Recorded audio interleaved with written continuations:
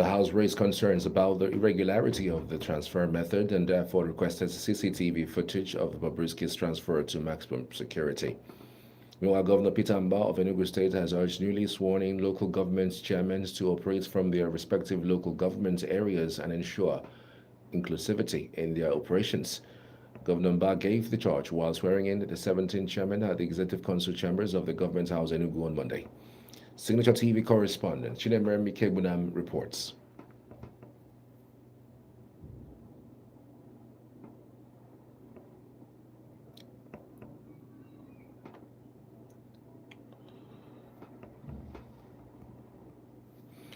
Nigeria is 64 years of age. What do you make of that interesting feat? How interesting is that feat? Something I've actually noticed, the only people who celebrate this independence thing since 1960 is actually people who are in government.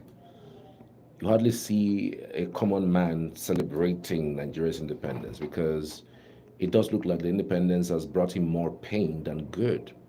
And sometimes I really wonder, how bad can it really get? And if you watch, all our governments since 1999 have fallen short of what Nigerians want. Yes, the Obasanjo days, it looked like everybody's waiting for him to just get off the plate. He tried to do third term, but he didn't get it.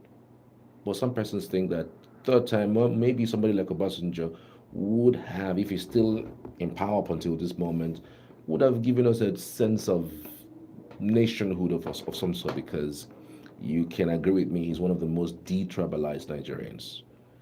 Then we had Yaradua. Yaradua reduced the pump price of fuel. And then Jonathan, tinkered with it a little bit. That brought us to Occupy Nigeria. Occupy Nigeria happened in 2012. 2011, it happened in 2012 that people occupied Nigeria, and we had that issue of reversing it not to the old price but at halfway. And then we had Buhari.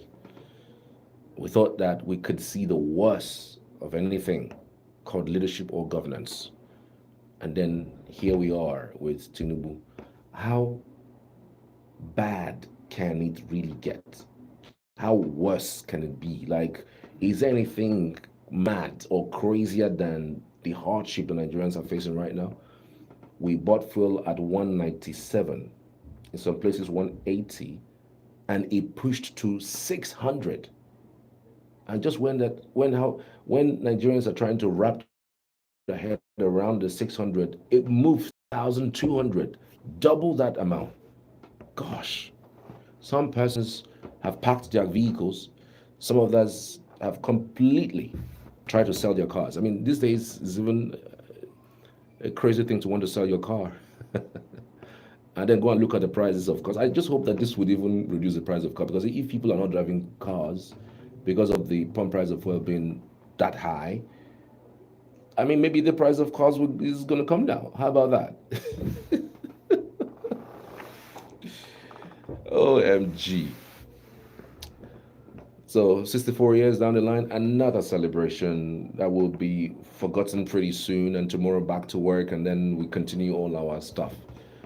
In this government alone, this last 1 year, at least this is the one that is on board that we can always point at.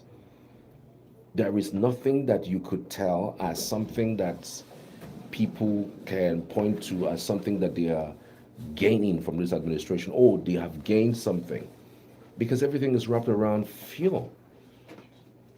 I thought that the CNG buses that we're talking about should have been done before this removal, so that we could have some alternative. And speaking of alternative, Dangote refinery is here. We no longer hear landing cost anymore. We no longer, we shouldn't be talking about importing fuel, because the man has said, I can supply Nigerians fuel daily. But will the government of the day allow that to happen? Well, these are early days, but trust me, there is still some monumental fraud that is hovering around our oil sector, and it is not far from the table. of the president of this country, because after all, the president is the Minister of Petroleum. So what are you saying? We should be asking him some of these questions. How come you have NNPC saying that they bought fuel at a certain price, and we have Dangote saying something totally different? And the persons who said are still holding their jobs, and you are the Minister of Petroleum.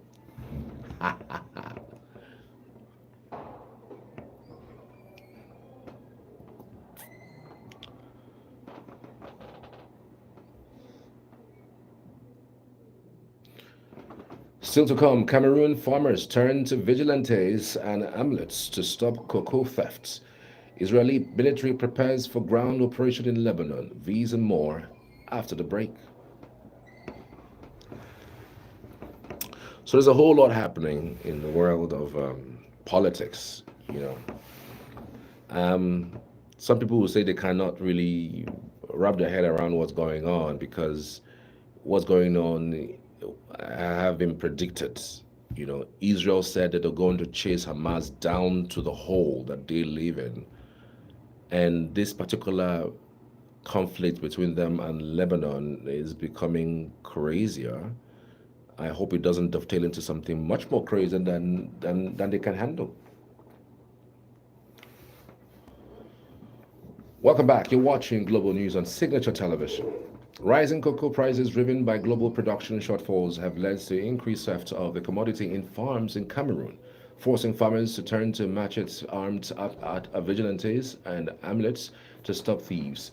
The surge in prices in Cameroon, attributed to adverse weather conditions and plants disease, is in top growers Ivory Coast and Ghana, has attracted thieves to the cocoa farms, escalating security challenges and farmers fearing for their safety.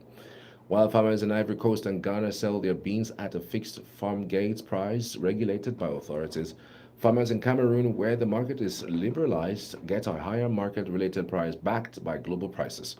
Data from Cameroon's cocoa regulator, the National Cocoa and Coffee Board, show that prices have sometimes tripled from 1,500 francs CFA, that's $2.56 per kg, to the floor price at start of the 2023-2024 season. This has made cocoa a lucrative target for thieves, causing concern among farmers in the country's cocoa production basins. The rise in the theft has led to violence. Two cocoa farmers were killed and their beans stolen by their farm employees last season, a senior police officer in the town of Ntui told Reuters, requesting to remain anonymous because they were not authorized to speak about the case. In response to the escalating theft, farmers, local authorities, and buyers are implementing measures to secure crops and supply chains, including refusing to buy cocoa from unregistered farmers or children. Administrative authorities in some areas have banned the sale of non-dried cocoa. Move Marit Mbolo, who farms 14 hectares in the area, hopes to see extended across the country.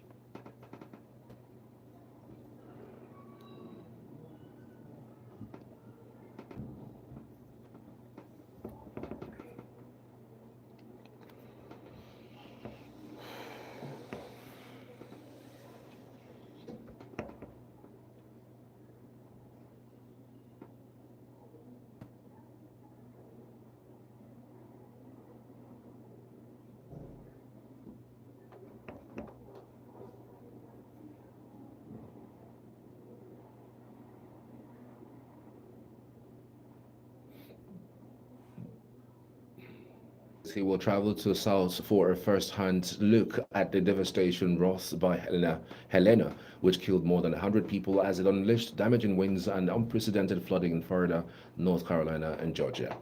Biden said he told the North Carolina Governor Roy Cooper that he would visit the states later this week and expects to be there by Wednesday or Thursday. He said he may have to ask Congress to return for a special session to help the millions affected by power and phone outages, as well as many who saw their homes and businesses damaged or destroyed.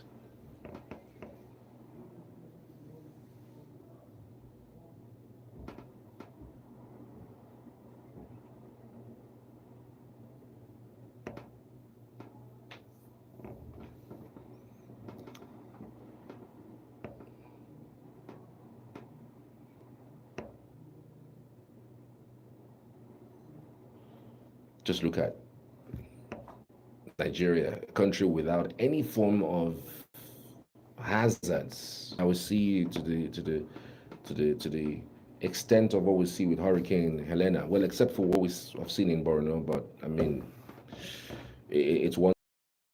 Is not a state where it's always usually flooded. This is just one of a one of devastation. Not to play down on what has happened in people who remain unaccounted for 3 days after Hurricane Helene ripped by the Southeast and wavering people killed in several Saudi states. Advisor Elizabeth Biden said he would visit the state Wednesday and do an air. Biden said he would visit the state Wednesday and do an aerial inspection of the hard-hit Asheville area. Biden also said that he was angry following comments from former President Donald Trump suggesting the federal government was not doing enough to help the storm-stricken region. Officials reported more than 100 deaths across a half-dozen states due to the powerful storm that was a Category 4 hurricane when it slammed into Florida's Big Bend region on Thursday before cutting a destructive path through Georgia and into the Carolinas. As many as 600 people remained unaccounted for Monday as washed out rose and toppled cell phone towers isolated devastated cities and towns. U.S. President or U.S. First Lady Jill Biden arrived in Mexico for the inauguration of the first female president of Mexico, Claudia Sheinbaum. Biden, who was received at the residence of U.S. Ambassador to Mexico, Ken Salazar, celebrated U.S.-Mexico's relations and said this was a historic moment. Among the guests at the soiree were Mexican business leader Carlos Slim and the president of the Institutional Revolutionary Party, PRI, Alejandro Moreno. Back in June, Claudia Sheinbaum won a landslide victory to become Mexico's first female president, inheriting the project of her mentor and outgoing leader Andrés Manuel López Obrador, whose popularity among poor helped drive their triumph. Sheinbaum is the first woman to win general election in the United States, Mexico, and Canada.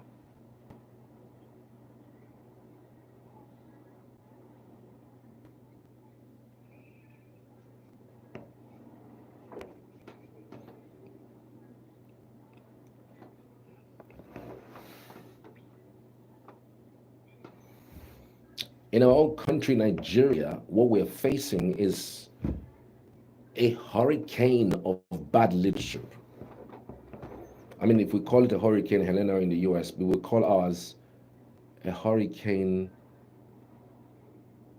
Jiga Jiga.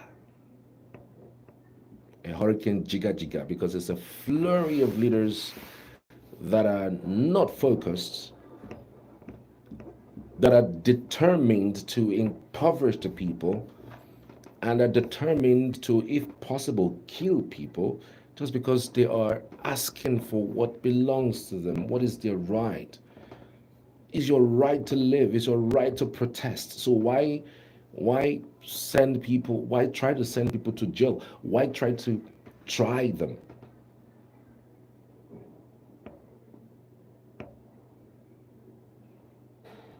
It's crazy. A hurricane drought of leadership, not just Nigeria, but the entire African continent. Madness.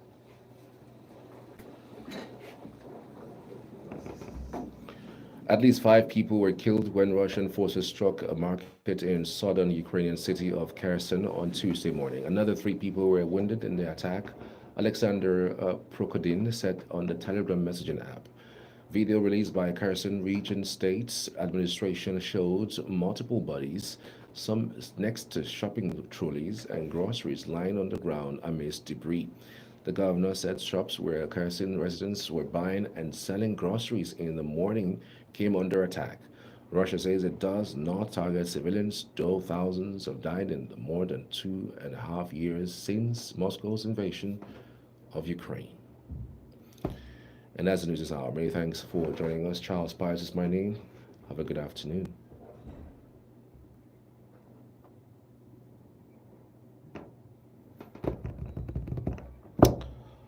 We're done. Nigeria at 64. What are we 64ing about? Absolutely nothing.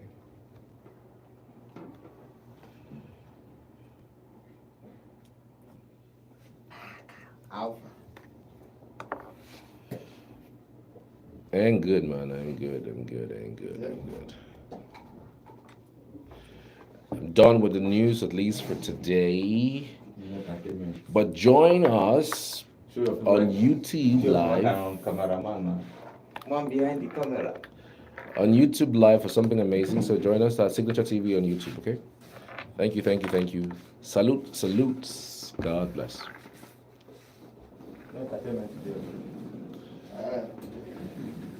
They can play the previous one now. Thank you.